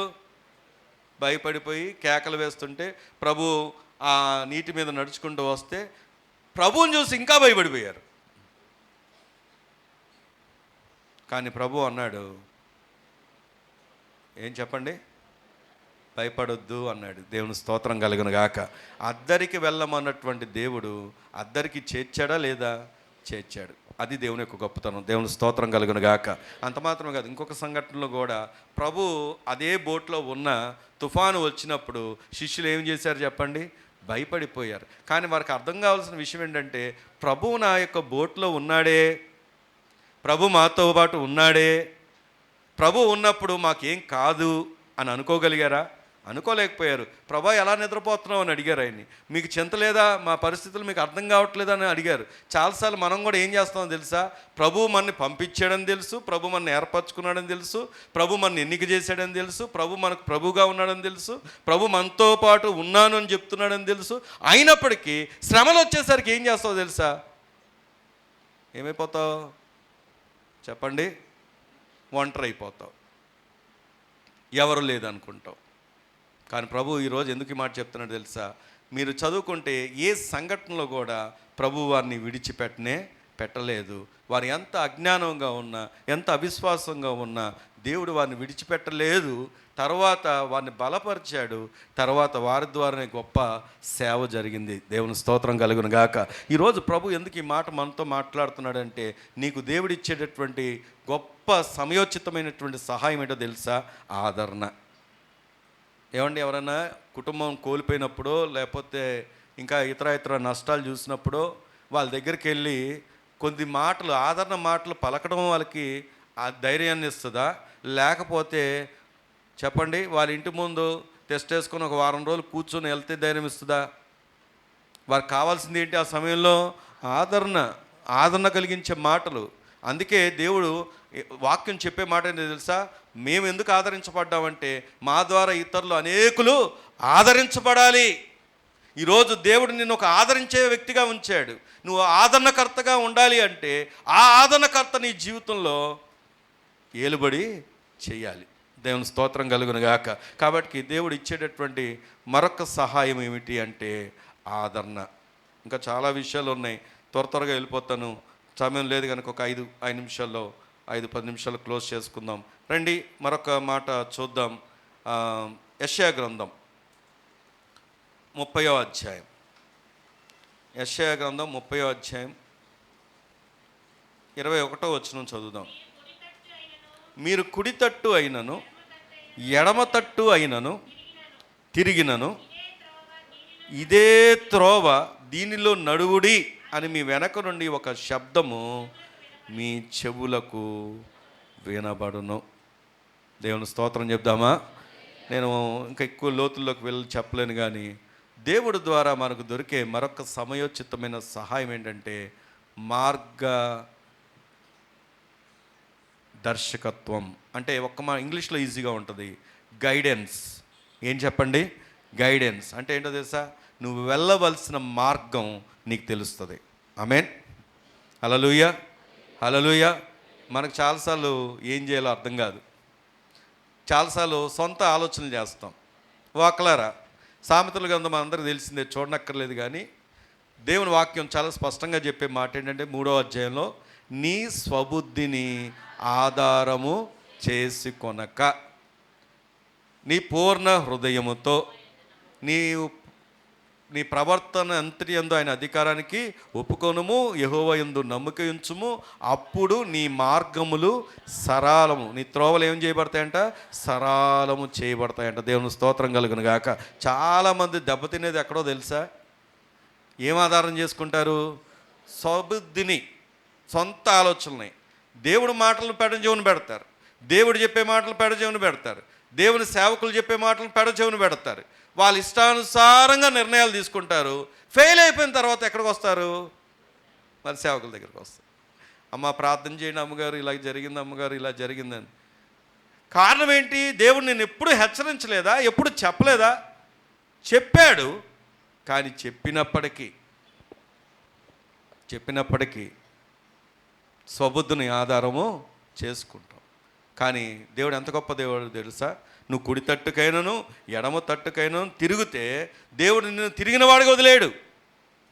అవసరమైతే గాయపరుస్తాడు, బాధ పెడతాడు, అవసరమైతే కొడతాడు, శిక్షిస్తాడు, గద్దిస్తాడు, పురికొలుపుతాడు. ఏదైనా చేసి మళ్ళీ ఎక్కడ తీసుకొస్తాడు? మళ్ళీ సరైనటువంటి మార్గంలో నిన్ను నడిపిస్తాడు. దేవుని స్తోత్రం కలుగును గాక. నువ్వు సరైన మార్గంలో నడిచేంత వరకు దేవుడు నిన్ను విడిచిపెట్టడు. ఆమేన్. హల్లెలూయా. నేను బాబు యవనస్తులు, నేను ఎప్పుడు నా జీవితాన్ని ఎందుకు చెప్తానంటే పాస్ట్ గారు ఇలా చేశారని చెప్పుకోవడానికి కాదు. ఒకప్పుడు ప్రభువుని ఎరగని దినాల్లో, సరైన మార్గంలో నడవని దినాల్లో దేవుడు నన్ను విడిచిపెట్టకుండా నన్ను సరిచేసి మళ్ళీ తిరిగి ఆయన యొక్క మార్గంలో నన్ను నిలబెట్టాడు. ఈరోజు నీకు నాకున్న వ్యత్యాసం ఏంటంటే, ఇక్కడ ఉన్న చాలామంది యవనస్తురాలు ఉన్నారు. మీకు నాకున్న వ్యత్యాసం ఏంటో తెలుసా? మీరు బాల్యం నుండే ప్రభులో ఎదుగుతున్నారు, బాల్యం నుండే ప్రభుని ఎరిగిన కుటుంబంలో ఉన్నారు, బాల్యం నుండే యవన దశలోనే ప్రభు దగ్గరికి వచ్చిన వారుగా ఉన్నారు. కానీ మీరు ఇప్పటికీ వెనక్కి తిరుగుతూ అటు ఇటు తిరుగుతున్నారు అనుకోండి, దేవుడు పనిష్మెంట్ ఇస్తాడు. నేను ఇవ్వాలని చెప్పట్లేదు. ఇవ్వకముందే మన నడవడిక, మన ప్రవర్తన మార్చుకొని మన స్వబుద్ధిని అంతటిని పక్కన పెట్టి దేవుని ఆధారం చేసుకుంటే నిన్ను ఉన్నతమైనటువంటి స్థలంలో నిలబెడతాడు ఆయన. ఆమేన్. హల్లెలూయా, హల్లెలూయా. ఎందుకో తెలుసా? మీకు తెలుసు, మీకు ఏరోప్లేన్ తెలుసా అండి? చూసారు ఎప్పుడన్నా? ఏరోప్లేన్ ఎక్కడ ఉంటుంది? అది ఆకాశంలో ఉంటుంది. నాకు అప్పుడప్పుడు ఇలా డౌట్ వచ్చేది. ఏంటంటే ఎక్కనంత వరకు వచ్చిందిలేండి, ఎక్కిన తర్వాత రాలేదు. ఏంటి ఆ డౌట్ అంటే, ఇది ఆకాశంలో పగలైతే కనబడుతుంది, దారి కనబడుతుంది. రాత్రులు ఎయిర్పోర్ట్ ఎక్కడుందో ఎలా తెలుస్తుంది? రన్వే ఎక్కడుందో ఎలా తెలుస్తుంది? లైట్లను చూసా, పైనుండి చూస్తే అన్ని లైట్లు ఒకేలాగా కనబడతాయి. ఇప్పుడు పైలట్ దేని మీద ఆధారపడి నడుపుతాడు? తన కళ్ళ ముందు కనపడే దాన్ని బట్ట కాదు, వచ్చే సిగ్నల్స్ని బట్టి, వచ్చే ఆ ట్రాఫిక్ కంట్రోల్ నుండి వచ్చే ఆదేశాలను బట్టి, దాన్ని బట్టి అతను టేకాఫ్ చేయడం కానీ ల్యాండింగ్ చేయడం కానీ చేస్తాడు. అలాగే మన జీవితంలో కూడా మనం ఒక ఉన్నత స్థాయికి వెళ్ళాలన్నా, లేకపోతే సరైనటువంటి స్థితిలో క్షేమకరంగా ఉండాలన్నా మనం మన స్వబుద్ధిని కాదు ఆధారం చేసుకోవాల్సింది. దేవుడు మనతో మాట్లాడుతున్న మాటల వైపు మనం తిరిగిన ఎడల, ఆయన సహాయం కొరకు పరిగెత్తుకుంటూ వస్తే నీ జీవితంలో ఒక సంతోషకరమైనటువంటి స్థానాన్ని దేవుడు ఇస్తాడు. ఆమేన్. హల్లెలూయా, హల్లెలూయా. కాబట్టి ఈ వాక్యం నాకు నేర్పిస్తున్నటువంటి సత్యం ఏంటంటే, ఈజీగా తెలుగులో కన్నా ఇంగ్లీష్లోనే ఈజీగా ఉంది. ఏం చెప్పండి? గైడెన్స్. మీ పక్కన వాళ్ళు చెప్పండి, ఏమి ఇస్తాడైనా? గైడెన్స్. నువ్వు ప్రభు దగ్గరికి సహాయం కొరకు వస్తే మార్గం తెలియకుండా బ్రతుకుతూ ఉంటే నీకు మార్గాన్ని తెలియజేస్తాడు ఆయన. నీకు ఒక భవిష్యత్తుని ఇస్తాడు ఆయన. నీ భవిష్యత్తును ఆశీర్వాదకరంగా చేస్తాడు ఆయన. కానీ ఎప్పుడో తెలుసా? నువ్వు కుడి తట్టుకి ఎడవ తట్టుకు తిరిగితే కాదు, తిరుగుతున్నటువంటి నువ్వు తిరిగి దేవుని మాట వైపు తిరిగితే దేవుడు నీకేమిస్తాడు అంటే గైడెన్స్. ఇంకా 3 విషయాలు ఉన్నాయి, నేను మాటలు చెప్పేస్తాను. అదేంటో తెలుసా? సమయోచితమైన సహాయం, స్వస్థత ఇస్తాడు. మీ పక్కన వాళ్ళు చెప్పండి, ఏమిస్తాడైనా? స్వస్థత. 12 సంవత్సరాలు రక్తస్రావం కలిగినటువంటి స్త్రీ అనేక మంది వైద్యుల దగ్గరికి వెళ్ళి నానా ప్రయాసలు పడి ఎక్కడ ఆమెకి స్వస్థత లేదు. ప్రభువుని కలుసుకోవడం కాదు, ప్రభు చెంగు తాకితే చాలు అని అనుకుంది. రహస్యంగా వచ్చింది, ఆయన చెంగును తాకింది, ఆయనలోంచి ప్రభావం వెళ్ళింది, ఆమెకి ఏం కలిగింది? స్వస్థత. ఇప్పుడు ఆమె చేసినటువంటి పని ఏంటో తెలుసా? ఎంతోమంది జనసమూహం మధ్యలో ప్రభువు ఉన్నాడు కదా, దాటుకొని వెళ్ళడం కష్టమని అనుకొని ఆగిపోలేదు. ఉన్నారా ఇక్కడే? ఉన్నారా ఇక్కడే? ఆగిపోలేదు. పరిస్థితుల వైపు చూడలేదు, ప్రతికూలతల వైపు చూడలేదు.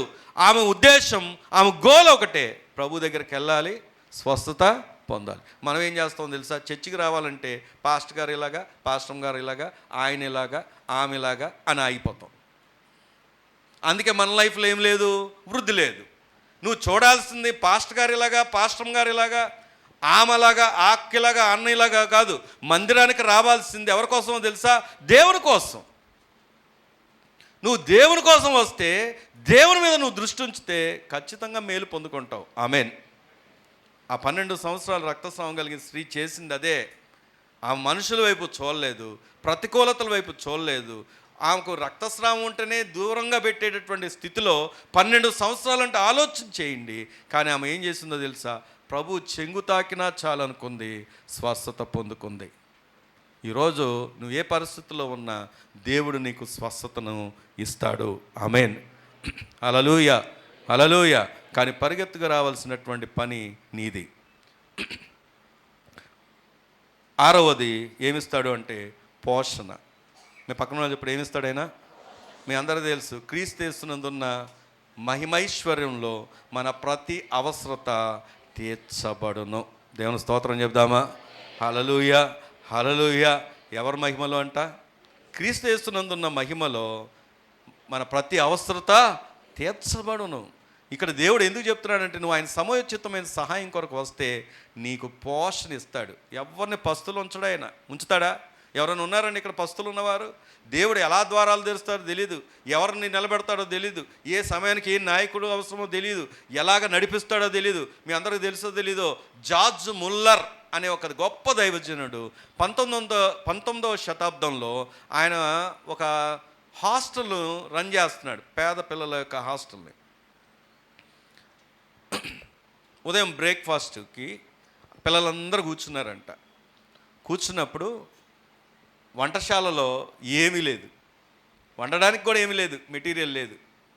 వచ్చి వంట చేసే ఆ వంట మాస్టర్ వచ్చి అడిగాడంట, సార్ లోపల ఏమీ లేదండి అని. ఏం పర్లేదు, ప్రార్థన చేయండి అని ప్రార్థన చేశాడంట. ప్రార్థన చేస్తే జరిగిందేంటో తెలుసా? ఒక మిల్క్ వ్యాన్, పాలు తీసుకెళ్ళే వ్యాను కరెక్ట్గా ఆ హాస్టల్ గేటు దగ్గర ఆ టైర్ పగిలిపోయి రిపేర్ వచ్చి ఆ వ్యాన్ అక్కడ ఆగిపోయిందంట. ఆగిపోతే ఆ వ్యాన్ అతను అనుకున్నాడంట, ఇది చేసేసరికి పాలంతా ఏమైపోతాయి? పాడైపోతాయి. కాబట్టి ఎదురుగుండా కనబడింది బోర్డు, తీసుకొని వెళ్ళిపోయి, సార్ ఇది పిల్లలకి ఇవ్వండి అని చెప్పి ఇచ్చాడంట. దేవుని స్తోత్రం కలుగును గాక. ఒకసారి ఆలోచన చేయండి. దేవుని పాదాలు పట్టుకున్నాడు, దేవుడు ఏం చేశాడు చెప్పండి? పోషించాడు. ఇది నేను బెంగళూరులో చూసా. నేను ఒక వారం బెంగళూరులో ఉన్నా. ఆ సేవకుడు ప్రకాష్ గారికి బాగా దగ్గరగా ఉండేవారు సేవకుడు, నన్ను అక్కడ పంపించారు ఒకసారి చూడమని. వెళ్తే నేను ఎగ్జాక్ట్గా ఇదే చూశాను. నేను వంట మాస్టరు ఒక అన్యున్నే పెట్టుకున్నారు వాళ్ళు. అతను మారుమనసు పొందాలని, దేవుని వాక్యం విని ఎలాగైనా మారుమనసు పొందుతాడని. వాళ్ళ దగ్గర కూడా సేమ్. ఆ రోజు ఏమీ లేదు, ప్రార్థన చేశారు. అందరు స్టూడెంట్స్ అందరితో ప్రార్థన చేయించారు. అద్భుత రీతిగా ఆ రోజు దేవుడు ఆహారాన్ని సమకూర్చాడు. దేవుని స్తోత్రం కలుగును గాక. ఈరోజు ఎందుకు ఈ మాట ఆలోచన చేస్తున్నామంటే, నువ్వు ఏ పోషణ గురించి భయపడుతున్నావో దేవుడు నిన్ను పోషించగలడు. ఆమేన్. భయపడొద్దు. కాకపోతే నువ్వు చేయాల్సింది ఏంటో తెలుసా? సమయోచితమైన సహాయం కొరకు ఆయన కృపాసనం దగ్గరికి నువ్వు పరిగెత్తుకుంటూ రావాలి. మొదటిది పాప క్షమాపణ, రెండోది సమాధానము, మూడోది ఆదరణ, నాలుగోది మార్గదర్శకత్వం అనగా గైడెన్స్, ఐదోది స్వస్థత, ఆరోది పోషణ, ఏడోది ఏంటో తెలుసా? భద్రత. ఏం చెప్పండి? భద్రత. ఒకే ఒక వచనం చదువుకుందాం. సామెతల గ్రంథం 18వ అధ్యాయం 10వ వచనం. సామెతల గ్రంథం 18వ అధ్యాయం. యెహోవా నామము బలమైన దుర్గము, నీతిమంతుడు అందులోనికి పరిగెత్తి సురక్షితంగా ఉండును. మీ పక్కన చెప్పండి, దేవుడు నిన్ను ఎలా ఉంచుతాడు? ఎలా ఉంచుతాడంటే ఆయన సురక్షితముగా. ఎలా ఉంచుతాడంటే ఆయన సురక్షితముగా. ఎవరిని? నీతిమంతులు ఆ యొక్క బలమైన నామం దగ్గరికి పరిగెత్తుకుంటూ వచ్చే ఎలా ఉంటారంట? సురక్షితంగా. మీకు విషయం తెలుసా? రేపు రాబోతున్న ఉగ్రత నుండి, రాబోతున్నటువంటి శాపాల నుండి, ప్రమాదాల నుండి ఎవ్వరు మనకు కాపాడలేరు. మనకున్న ఏకైక భద్రత కలిగినటువంటి స్థలం ఆయన నామం. ఆయన అంగీకరించి రక్షించబడ్డామా, దేవుడు ఇహమందే కాదు యుగయుగాలు కూడా సంతోషకరంగా ఉండేటటువంటి దేవుని రాజ్యాన్ని మనకిస్తాడు. దేవుని స్తోత్రం కలుగును గాక. కీర్తనలో ఏమని ఉంటుందో తెలుసా? 16వ కీర్తన చూడనక్కర్లేదు, కానీ అక్కడ ఏమని ఉంటుందంటే రాయబడిన మాట, పరిశుద్ధునంట ఆయన కుళ్ళు పట్టనీయడంట. ఆయన సన్నిధిలో సంపూర్ణమైన సంతోషం కలదు. పరిశుద్ధి ఎప్పుడు కూడా కుళ్ళు పట్టడు. ఆయన అంటే పాడైపోయిన స్థితి ఎప్పుడు కూడా తన జీవితంలో ఉండదు. కారణం ఏంటో తెలుసా? దేవుడు భద్రపరుస్తాడు. ఆ దేవుడు అంటాడు, చూడుము నా అరచేతిలో నేను చెక్కి ఉన్నాను. అదే దేవుడు అంటాడు యోహాను సువార్తలో ఏమంటాడంటే, నేను నా చేతిలో ఉన్న వారిని ఎవరు అపహరింపలేరు, నేను ప్రాణం పెట్టా. దేవుని స్తోత్రం కలుగును గాక. ఈరోజు ప్రియమైనటువంటి సంగమా, దేవుని వాక్యం ఎందుకు నీతో ఈ మాట మాట్లాడుతున్నాడో తెలుసా? దేవుని కృపాసనం దగ్గర మనకి ఏమున్నాయో తెలుసా? సమయోచితమైన సహాయం. ఆ సహాయం పొందుకోవడానికి నువ్వు ఎక్కడికి పరిగెత్తుకు రావాలి? ఆయన కృపాసనం దగ్గరికి. ప్రార్థన చేసుకుందామా? నీ మటుకు నీవు ఆలోచించు. దేవుని దగ్గరికి రాగలిగిన స్థితిలో నువ్వు ఉన్నావో లేదో ఆలోచించు. కృంగిపోతున్నావు, నలిగిపోతున్నావు, దుఃఖపడుతున్నావు, వేదన చెందుతున్నావు, సమాధానం లేకుండా బ్రతుకుతున్నావు. ఎన్నోసార్లు సహాయం చేసి కూడా నష్టమే చూసావు, కానీ ఆనందించే పొజిషన్ కనపడలేదు. ఈరోజు ప్రభు నీతో నాతో ఈ మాట ఎందుకు మాట్లాడాడు అంటే, ఆయన కృపాసనం దగ్గరికి మనకు వస్తే సమయోచితమైనటువంటి సహాయం ఉంది.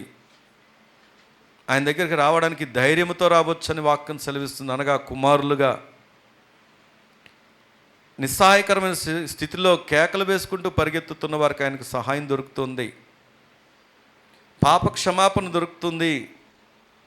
ఏ పాపము ఎలుబడి చేస్తుందో ఆ పాపం మీద నీకు జయాన్ని దేవుడిస్తాడు. ఏ అసమాధానంతో నువ్వు ఉంటున్నావో నీకు సమాధానాన్ని ఇస్తాడు. ఆదరణ లేక ఉన్న నిన్ను ఆదరిస్తాడు. ఎటు వెళ్ళాలో తెలియని నీకు ఓ చక్కని గైడెన్స్, మార్గదర్శకత్వం చేస్తాడు.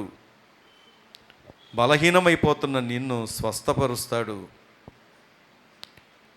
భవిష్యత్తు గురించి ఆందోళన చెందుతున్న నిన్ను పోషిస్తాడు. అన్నిటికీ మించి నిన్ను భద్రపరుస్తాడు. నీ ఆత్మ సురక్షితంగా ఉండే దేవుని రాజ్యాన్ని ఇస్తాడు. మౌనంగా ఉండొద్దు, దేవునితో మాట్లాడదాం. నీ స్పందన కోరుకుంటున్నాడు ఆయన. నీ మాట కొరకు ఎదురు చూస్తున్నాడు ఆయన. నువ్వు ఏ స్థితిలో ఉన్నా నీకు సహాయం చేయడానికి సంసిద్ధంగా ఉన్నాడు ఆయన. పరిగెత్తుకు రావాల్సింది నీవే. దేవుని దగ్గర అడగాల్సింది నీవే. దేవుని దగ్గర సహాయం పొందుకోవాల్సింది నీవే. ఆయన సహాయం చేయడానికి సంసిద్ధంగా ఉన్నాడు. పరిశుద్ధుడైన దేవా, దయగలిగిన ప్రభు, సర్వాధికారి, సర్వశక్తిమంతుడా, మీకు స్తోత్రాలు. ఈ దినము మాట మీది విన్న ప్రజలు మేమందరం నీ వారం.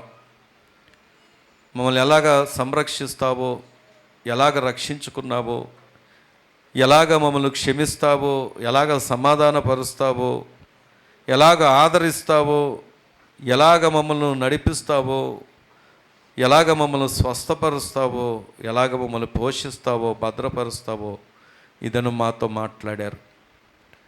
అయా, మా పాపములు ఒప్పుకొని విడిచిపెట్టి కనికరింపబడే స్థానంలో, మీ దుర్గము కిందకి పరిగెత్తుకుంటూ వచ్చి సురక్షితంగా ఉండే స్థానంలో మీ ఎదుట మేము మోకాళ్ళేసి ప్రార్థించి, అయా కన్నీరు కార్చి సహాయం కోరుకొని మీ కృపాసనం దగ్గర మేలు పొందే సహాయం పొందుకునే స్థానంలో మేమందరం ఉండునట్లుగా మీ సహాయం దయచే. కుడి తట్టుకు ఎడమ తట్టుకు మేము తిరక్క తిన్నని మార్గంలో మీతో నడిచే అనుభవాల్లో మమ్మల్ని అందరినీ మీరు స్థిరపరచండి. నిత్యంగా అటు దీవెన అటు ఆశీర్వాదం మాలో ఉన్న ప్రతి ఒక్కరికి కలుగునుగాక. ఆమెననువాడిగా మీరే నాయన ప్రభు నీ మాటను రూఢిపరిచి ఈ దినము నాయన మీ వాక్య ప్రత్యక్షతను అయాయిగా పొందిన నీ బిడ్డలందరూ మార్పు చెంది మీ కొరకు నమ్మకంగా అంతవరకు నిలిచినట్లుగా నీ కృపను నీ సహాయాన్ని దయచేయమని, రోగులుగా బలహీనులుగా ఉండి హాస్పిటల్స్లో ఉన్న బిడ్డలను కూడా మీరు ముట్టి బాగు చేసి స్వస్థపరిచి అయా ఈ దినము నాయన ప్రభా మీ ప్రభావము చేత ప్రతి ఒక్కరూ నాయన మీ కొరకు వెలిగించబడిన అనుభవాల్లో ప్రతి ఒక్కరిని వర్ధిలింపజేసి సమస్త మహిమ ఘనత ప్రభావాలు మీకు నామానికే పొందుకొనమని మా ప్రభువును రక్షకుడైన యేసు క్రీస్తు వారి యొక్క శ్రేష్టమైన నామంలో ప్రార్థించి స్తుతించి పొంది ఉన్న మా పరమ తండ్రి. ఆమేన్.